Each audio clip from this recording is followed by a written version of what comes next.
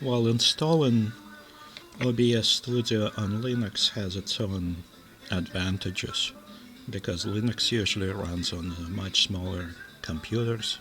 You can buy something for $120 from Amazon, and you can use that to easily record videos for your video channel on YouTube at 1280 by 720, and it'll be able to do it consuming only about 10-15% of CPU, even if it's going to be something like Atom Z8500 or one of the Celeron computers such as B-Link and Teresa or whatever it's called. I have here this B-Link T4. It's nothing special. I think it's cost $125, and can easily use that to record video for your video channel. And it's small. It's about less than 5 inches square, about 3/4 inch tall. It has even dual output. It has HDMI and DisplayPort, but also have 4 USB ports, so you can connect your USB HDMI capture, which obviously you can buy from Amazon for about $15-20. There are a number of them available. Connect webcam to it. Again, whatever webcam, and a nice microphone, and you have yourself a setup that you can use to start your YouTube channel. But there's a problem. It's not a big problem, but it is a problem nevertheless. For example, when you set up your OBS-Studio, you add capture devices and the video capture and audio capture devices. And the problem with that is, if let's say you have connected, if it's just one device, nothing, it's perfectly fine. But if you have camera, USB camera and USB capture device, then you have a problem sometimes when Linux boots up, it might swap the two. And when you configure, let's say one is HDMI input, which is full screen, and one is camera view, which could be a small in the corner, that could reverse, and then you'll get your HDMI in the corner small and the camera full screen. And fumbling with that and resetting it is not a big deal. You can do it, but it would be best if this didn't happen and the video device always show up as you expect them to. And in this video, I'm gonna show how to fix that problem. And doesn't matter how you plug your devices, or in which order, or how many times you restart. It's always gonna be able. The layout always gonna be correct as you set it up the first time. So obviously, the first thing you do when you launch the OBS-Studio, you get some wizard, and which gonna set everything up and whatever. But as you can see, this is exactly what I was saying.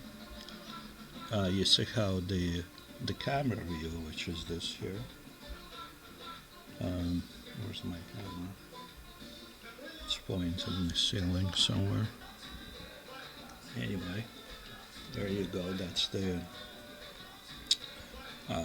Obviously, that's not how we want it, but it was before. It was the other way around.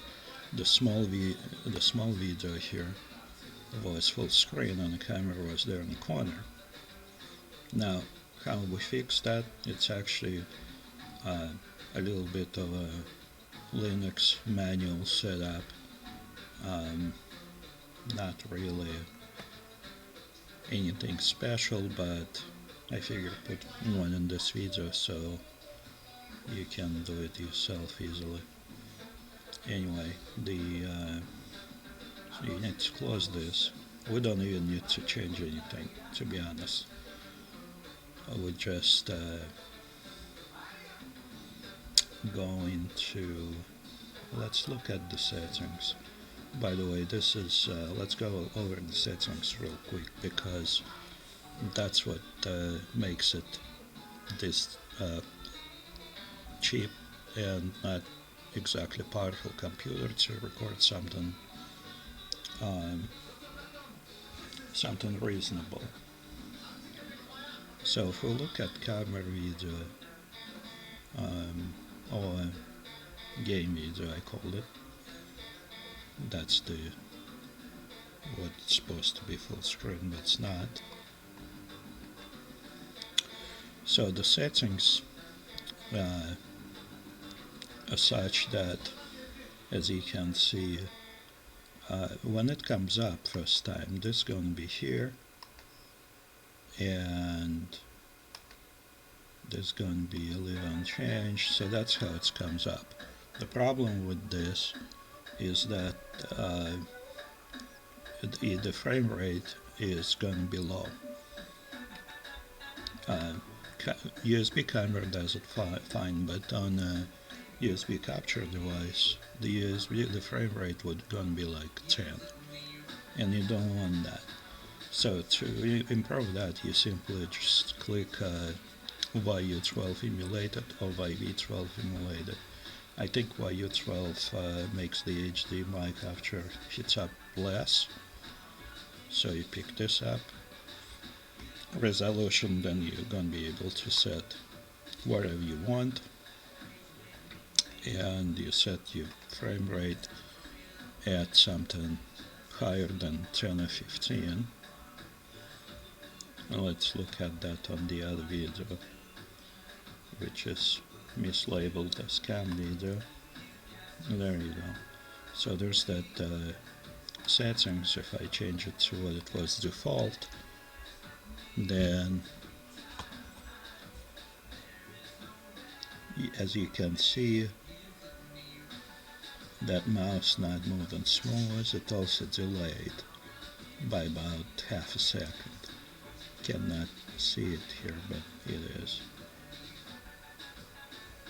Now, if I change that to YU12 emulated and push that, and by the way, you see when it's here, then frame rate is only 10. But if I change it to YU12, then I can do even 60, but my output set up as 1280 by 720 at 30. And now the mouse moving smooth, and if we disable buffering, which we can do, it also going to be less lag, or almost no lag. But I'm going to put use buffering because this actually going to be different once we fix, because like here you'll see that buffering is unchecked. This way, if you view, let's say if you're doing it for gaming and you view it and you play game on this view, or making it a full screen preview, which simply you can do this,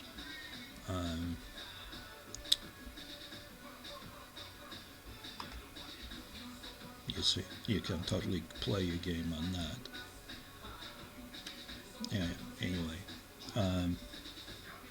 then you don't want to lag, basically. So disabling buffering helps that, at least to a noticeable degree.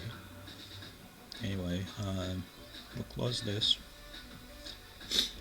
and we're going to need to edit a couple of files. And it's not really documented, but hopefully that I'm gonna post that in the description, all those links, and that's gonna be all good to go. Anyway, you use terminal emulator for all the steps, and the first steps we need to do, we need to create custom udev rule, which will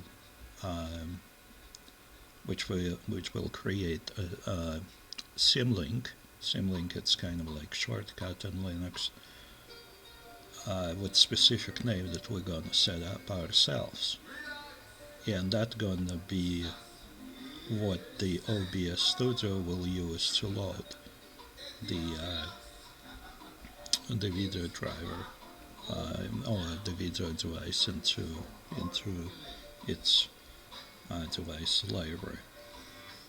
So anyway, to do that, it's better just to do sudo I,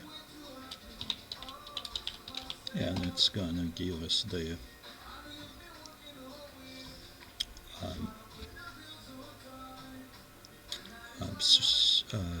root prompt where we can edit without needing to enter passwords. And we need to edit something using regular user that we have. And first, we need to figure out, so like here, if we look at the, there it is. This is the command you use to get the info on video devices, which we need to do because we need to get some of those variables or attribute names. Anyway, but if we go and list what we have right now, what we have is this video 0, video 1, 2, and 3, and those appear to be like the video 0 is the HDMI device, and 2 and 3 are USB CAN. Now, I don't know why Linux is doing that, but we plug one device, it pops 2 of those in, and only video 0 is functional. Video 1 would not functional, and I have no idea why, but that's how it's done. And OBS-Studio would basically grab that and put that in as your device, but it's unfortunately changes the video 0, video 2, whatever. It changes to the actual device that system name that it pulls out after some kind of registry, and it basically then, that's why the swap happened, because when system boots up and it found USB camera before it found USB device, it would put USB camera on video 0 and 1 and put HDMI device on 0, 2, and 3. However, you put next time, it finds the HDMI first, and then it puts HDMI on 0 and 1 and the camera on 2 and 3, and it's unpredictable. You can easily fix it by unplugging both of the devices and then plugging them in a sequence that you need them to be. But we're gonna fix that, so we're not gonna have that problem. So anyway, as you can see here, I'm gonna pull information about the what's video 0. And if we hit that, we'll see what it is. And if we scroll up, we'll find various attributes. And some of these attributes are exactly the same between the two devices. Some would be different. The one that's going to be different is what is called ID vendor. So if we do this, basically repeat that, but we attach grab ID vendor, we'll see that it pops two of them, because one of them Linux and one of them the manufacturer, because one is for driver and one for the actual device. The top one is for the actual device.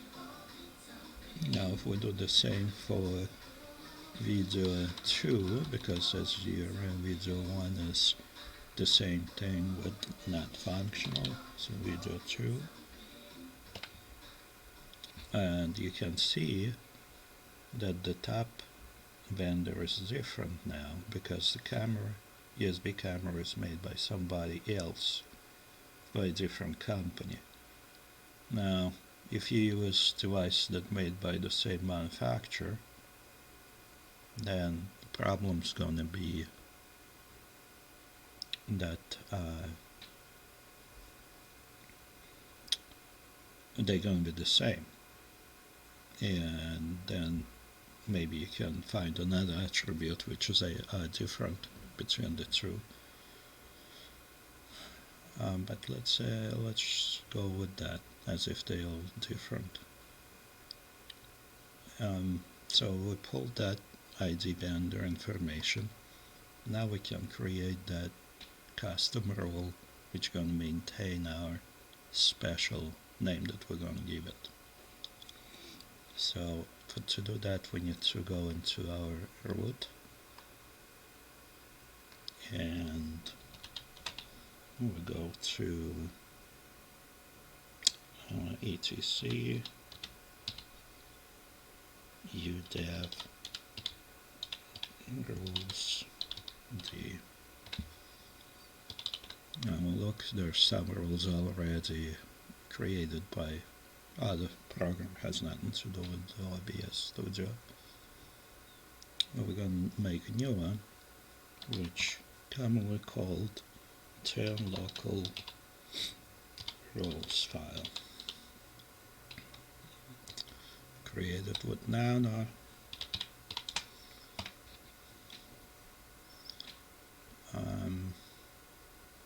So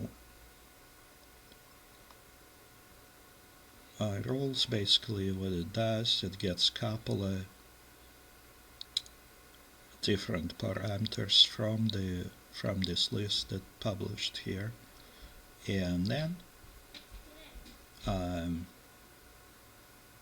you can add like a symlink of first name. And the symlink is the best way to do this, because then it's not going to be the name, it's not going to be competing with the OS for the name. Anyway, if we look here again, we can put the other, because I just googled it, but basically if you go by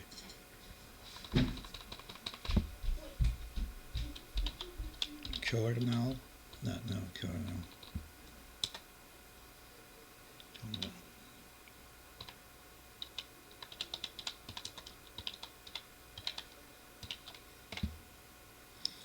okay, you get that. You see, that's what the OS gave it. It gave this name, the kernel of the OS gave this name to this device, which is video 2. And that's what we're going to start here with. So we just add a couple lines. For example, kernel equals video 2, video 2. Okay.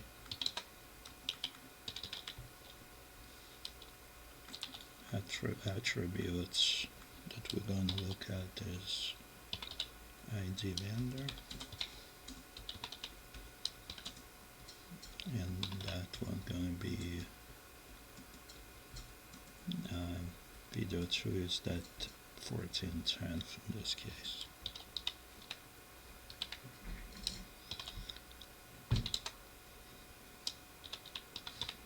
Group video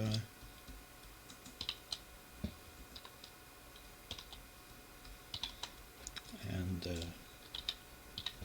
symlink, we're gonna add that as and this video camera, so we're gonna use it as video cam 0. So that's a role for the USB camera. Now, unfortunately, when it puts up and have a different mind, it's gonna give that video 0. So that's another option. So it could be video 1, video 2, video 0. So then we create this role. The only role that's gonna take place and symlinks gonna be created only if both parameters exist. So it's gonna be either this or this. So when only this exists, this gets ignored. When only this combination exists, then that one is going to be ignored. The other one is going to be for the HDMI, and it's again can be true, but the ID vendor is 534D, and that's going to be HDMI.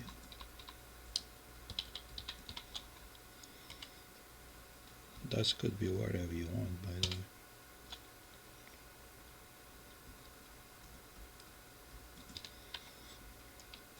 And if 0, it's going to be the same thing.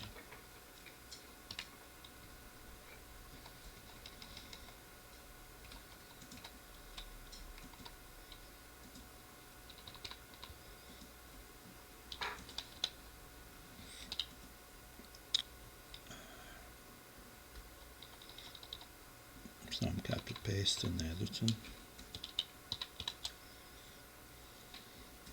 and then we exit that, save this new file. Now if we try and look at it, then we have that right here. It's reloaded when you execute couple commands, and that's udevadm control reload, which basically gonna delete all the other stuff and reload the system. And the other one is trigger, which will execute rules as if you just connected the devices. So now if we go back here and list this folder, then you'll see 2 new entries for our 2 new devices, and those are going to persist correctly and be attached to the correct devices, regardless how in which order they plugged in or what the system thought about them when it was booting up.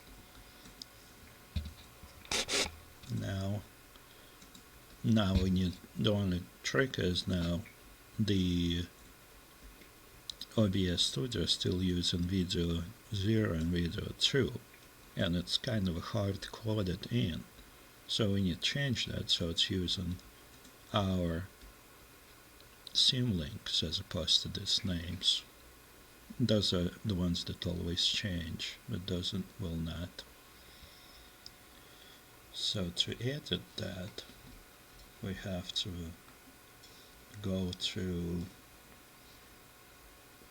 as a normal user, not root, into config,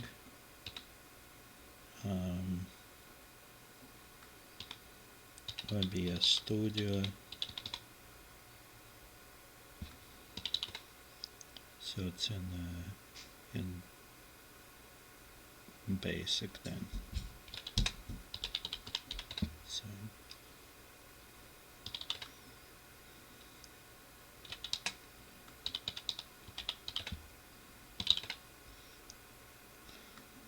and we need to change this Untitled.json file because that's where all that is specified. And you see it's flipped now. If we unplug both again, but plug video camera first.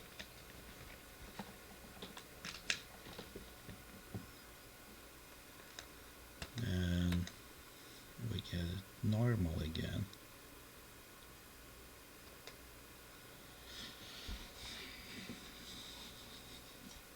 Yeah.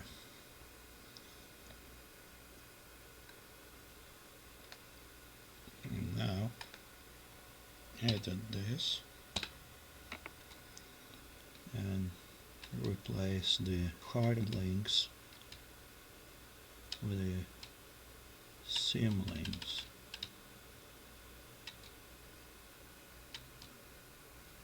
It could be anywhere. Just create it as you put it together in the OBS-Studio.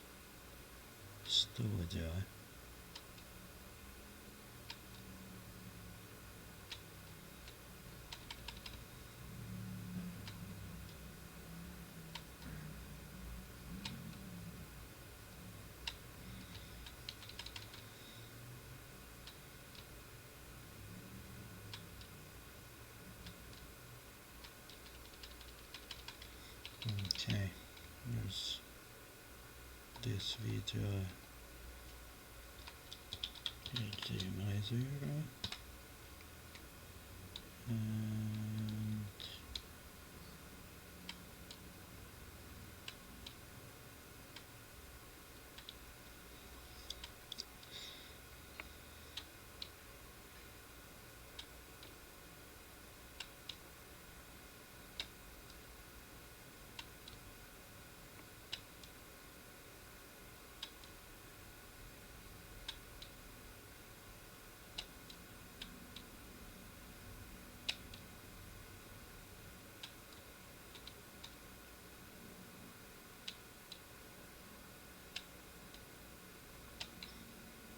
it's here.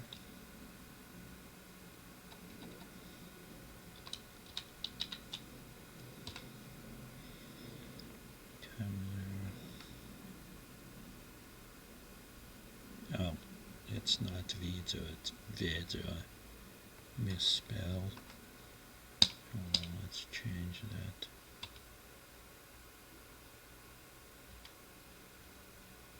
Let's change that right here.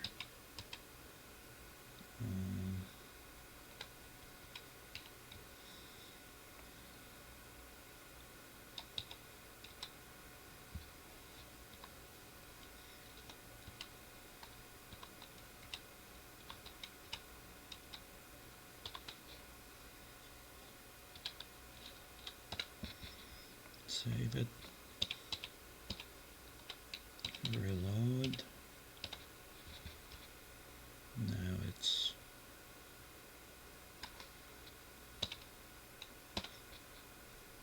video, and now this will work. Control C and Control X. Now, if we start that,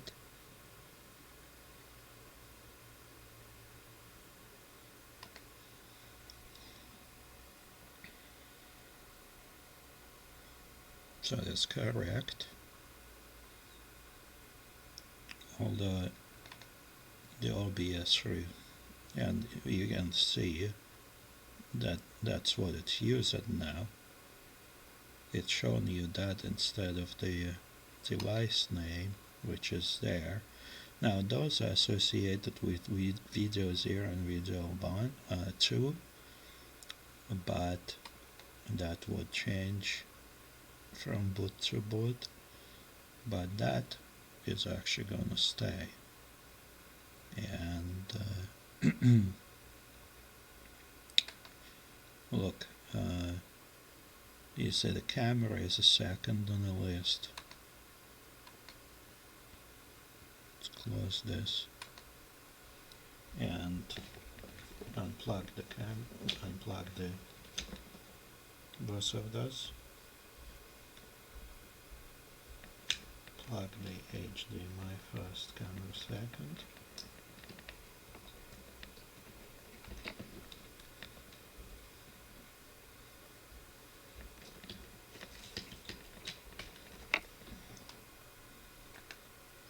See what's going on.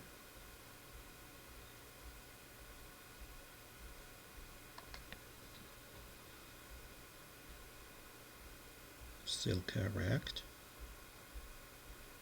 Turn this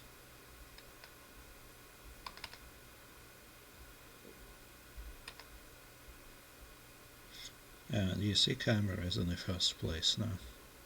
So they swapped because camera became video 0, and I mean both of them called camera unfortunately, but this is the HDMI device because of the, we can remember that ID which lists for this particular device. So that became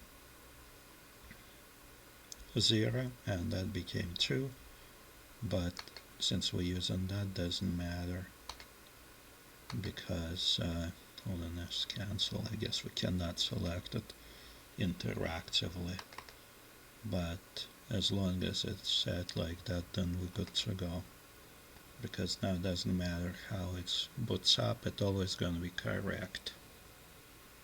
And the only one other tip that left here is actually how you can make it on such a small processor to record video at a good quality, and how to set that up.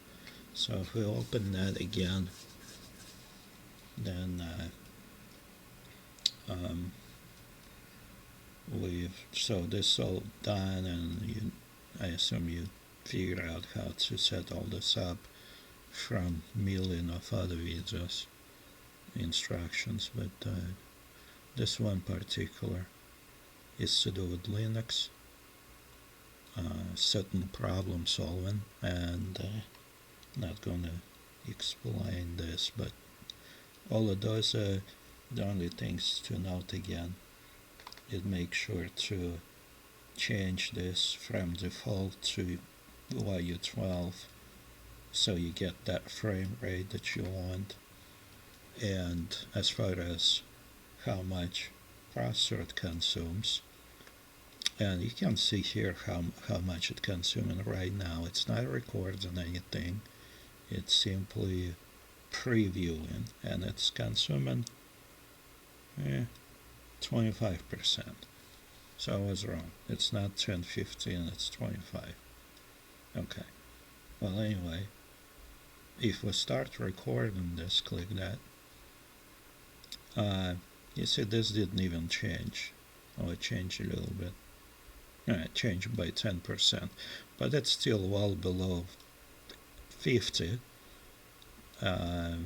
And you probably would be okay even if it runs at about 60-70%. But this, as you see, running at 35%, and that's totally fine. And again, this is Z8500 Atom processor, so it's not even anything it should be able to do it. Like if you try to do it with Windows, I doubt you get far with this at all. Anyway, stop this, and let's go and look at the settings. Now in settings, we obviously are going to go to the output, and it's set to advanced, and you can see that by default it would put this x264, and bitrate is really low, so it's going to be bad quality as well. But let's say if we leave this,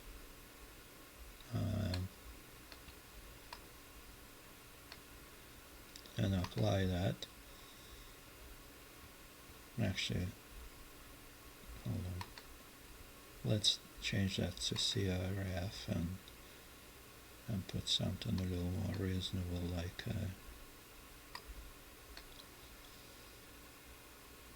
16.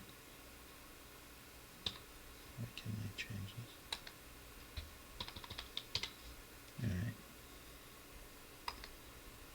Alright, and click start recording, and you can see how it went all the way up. It's running at 80%, so it's dropping frames, pausing, and doing all the stuff that nobody wants. Now stop this, and the key is to take advantage of a hardware layer to encode that. How you set this up? Well, first of all, you need to install that this infrastructure or architecture called WAPI. I forgot what it stands for, but to install that, you have to install WAPI driver, which is depends on this Fedora, but in Ubuntu it would be something else.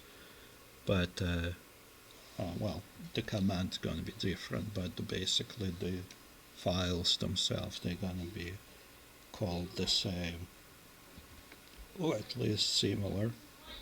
And all we do is search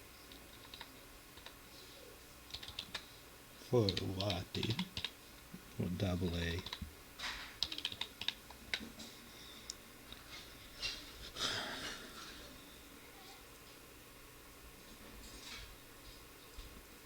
So it takes a long time in Fedora, and Ubuntu it works much faster. And this is the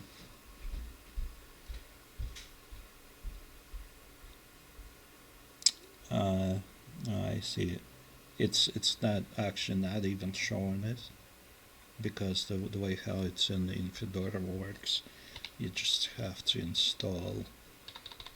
So I can go on that, but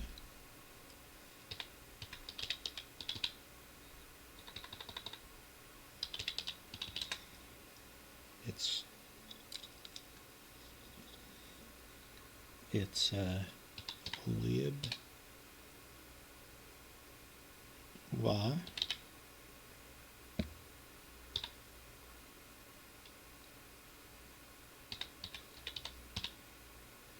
Intel driver. Actually, you know what? We can. This is actually searchable.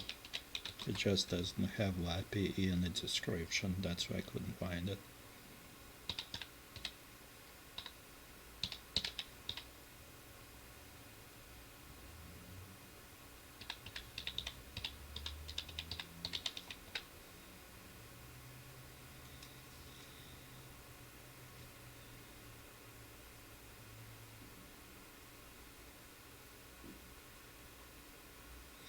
So in Fedora, it's libvi-intel-driver, and it's a VIPed driver.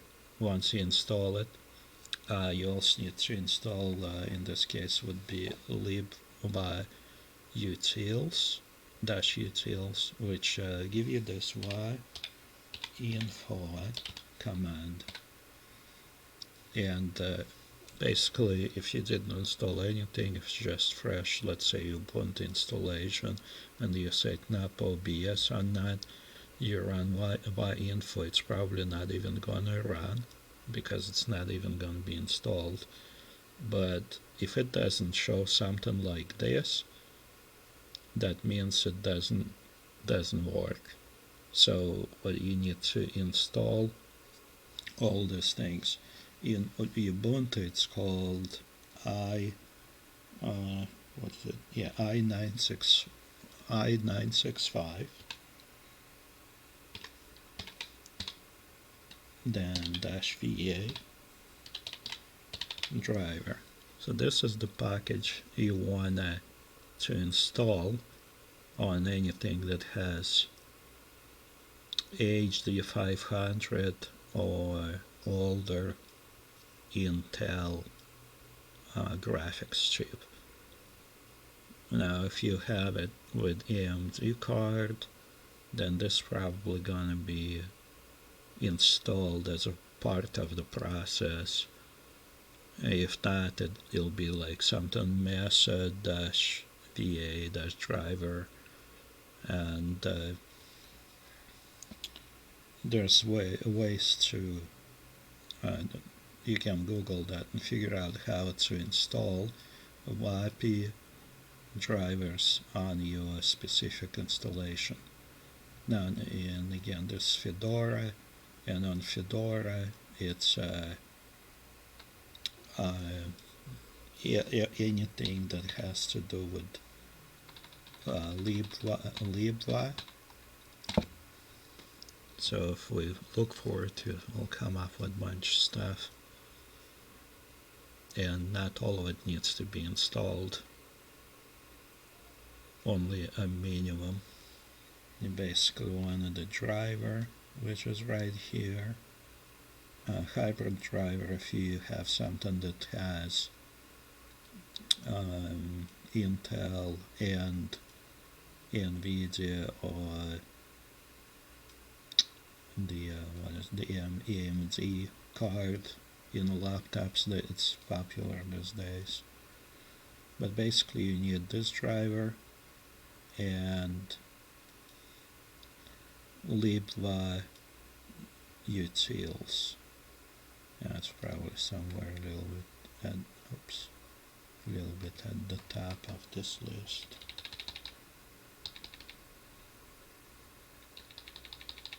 Actually, no, it's so you install libvi and libvi Intel driver, and there's libvi utils. So there's 3 packages. That's all you need, because it'll install all the rest of it as it needs to be installed, if it needs to be. Anyway, so, and what that does, that enables hardware layer, and it could be used for encoding and decoding. And in this case, we need it for encoding. Once you install that, when you go in this dialog, you'll see that this is how it's going to do it by default. So, but there's going to be this ffmpeg vapi.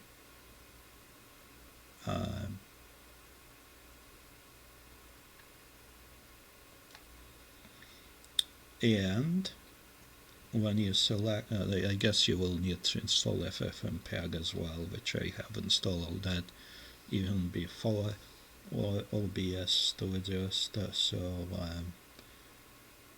I don't know if you need it or not, but it says ffmpeg, so I guess you need to install ffmpeg. And it's easy, you just do in here do dnf install ffmpeg.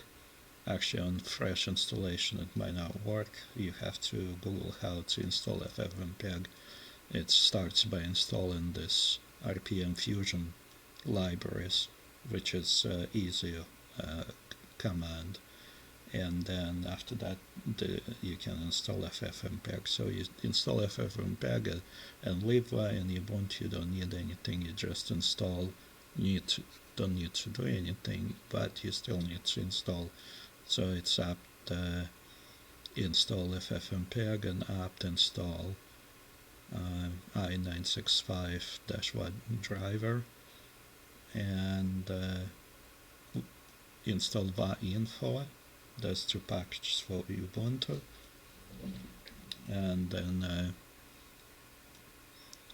you're going to be able to have all this here. So you select that. It obviously selects the only hardware card that exists there, which is this. Then it will give you some default settings, and that's fine. Here the codec H.264. I would change that to high to get higher resolution. This one, order.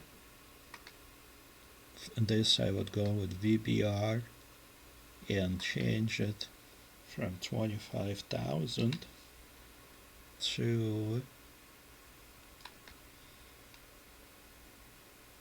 you can play with this. Actually probably could be 20. 2500 is definitely too low, and this one would be, let's say, 40,000. And now you can record these videos, and they're gonna be really high resolution and full frame rate, and nothing gonna skip, and it's not gonna consume all your CPU.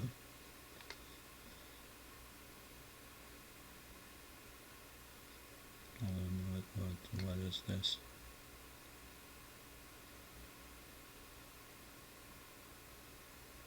Oh, I clicked on stream. Streaming, it's gonna be, anyway, you see it goes, as we saw before, it goes to 35%. Might change if you add something motion, maybe not. Let me open something in there.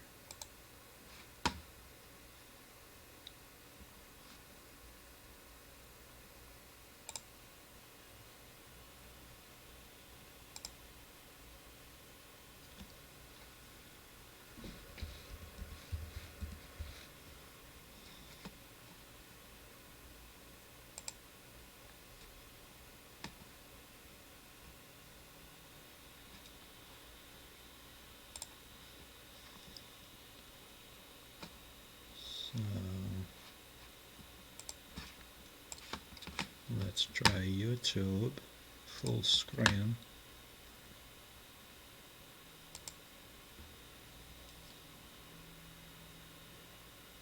Yeah, you see the percentage went up a little bit, but doesn't really matter what you have going on. It shouldn't be above 60% in any case. So because we're using the GPU to encode, not the CPU, and GPU is specifically designed for that task, and it'll be able to do this without problem.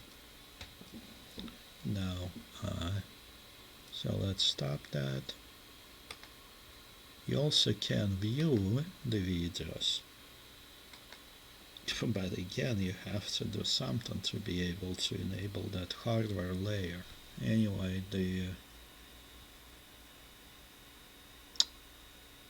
okay, how to enable the video playback. For example, if we go in here it's already all set up to our file manager and find that video. It's this one, and we'll just click that. There's video, and you can see that it's playing full frame rate. It has no problems at all playing it. As you can see there in the corner, the CPU is barely consumed.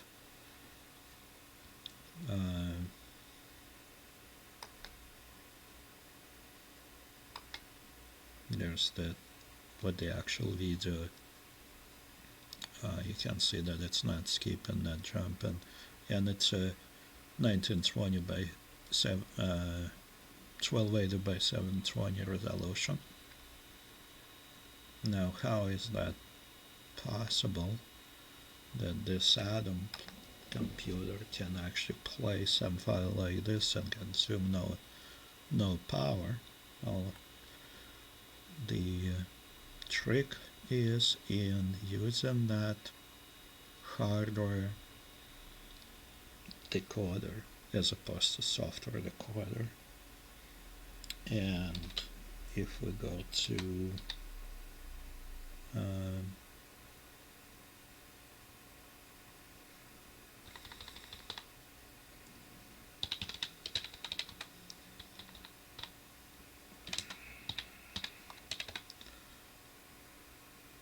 into this file, and we have to edit it with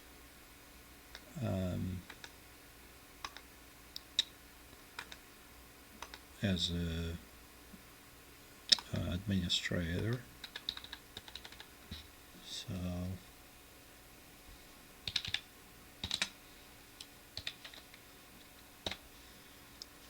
all we need to do, it actually doesn't exist by default, so what you can do is create it if it doesn't exist, and add these 2 lines into it, and that's it. And every time it starts, it immediately goes after the GPU and using its YP decoding capability to decode the video. Now if I comment these 2 lines out, you'll see what happened. What will happen. Okay. Now we go back here, pick exactly the same file, and watch at the processor. It's already at 50%.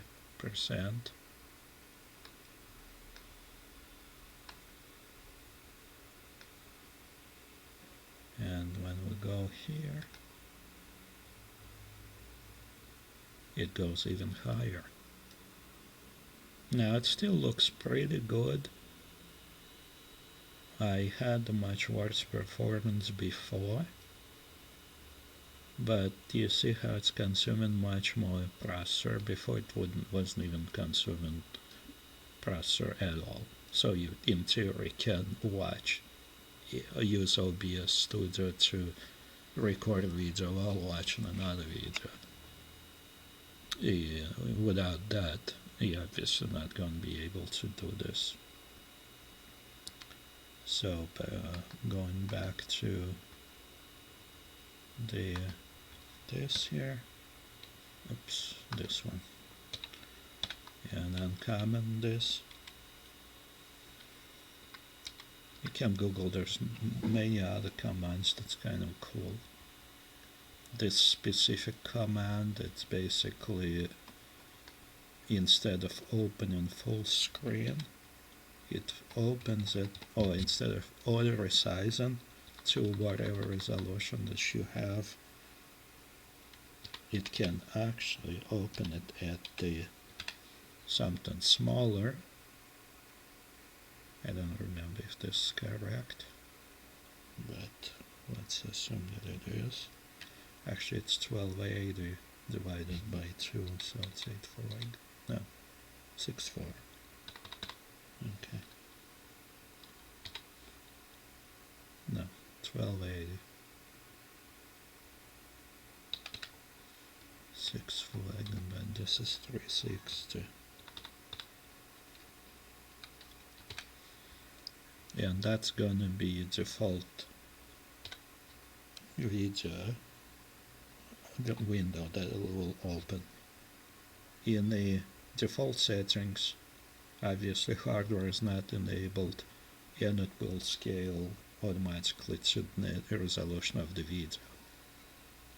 And this way it's a little more organized, because you can always re-stretch it or do full screen later. But when it pops up, instead of blocking everything you have going, it will show in a small window. Anyway, then save that. And now we go back here and just open with that. You see, small video, consuming 9–10%. You can do full screen. If I do full screen, I think it'll block the CPU. But this is, it's set to 1280 by 720. So right now it's pretty much full screen. This doesn't matter. It doesn't matter if it's full screen or small. It's always gonna be consuming the same percentage, which is gonna be between 9 and 11% on this one particular processor, which again it's Atom Z8500. Not really bad, but not really great. And if we go and quickly just Google on Amazon,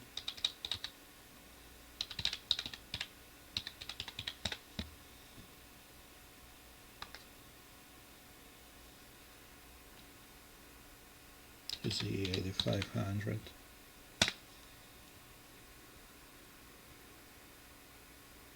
What do we have? That's T4, that's exactly the PC I'm using right now. $129.90. There's another one which is $99, and as you can see, there's $129. That's the same T4 from different vendor. There's some here, but basically it's $100 nominally. It could be Celeron.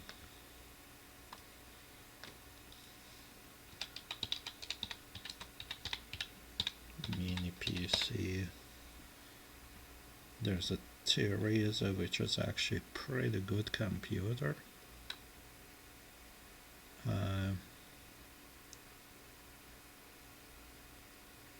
And there's a Celeron, I guess, costs a little more, but